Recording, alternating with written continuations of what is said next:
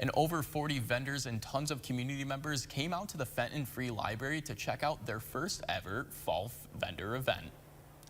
The event took place from 10 to 2 p.m. and featured handcrafted goods along with food trucks and homemade lemonade stands. The event serves as a fundraiser for the library by charging a fee for vendor spots and holding their own raffles, book sales, and more. Fenton Free Library Director Leslie Wiegand said she used to be a business owner and participate in the vendor events, which gave her the idea to host one at the library. She's hoping the vendor event also can draw more people into the library.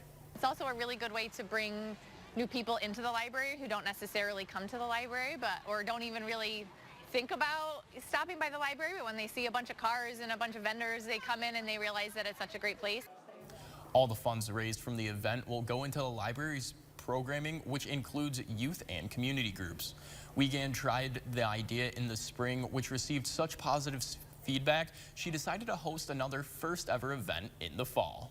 Everybody, makes their own products. It's a super special event that we have going on. So it's something that we're going to do from here on out. And we're thrilled with the weather and the turnout, and we couldn't be happier. It's great. The library uses its social media and newsletter to connect with the community. And Wiegand says they are aiming to make both spring and fall vendor days an annual event.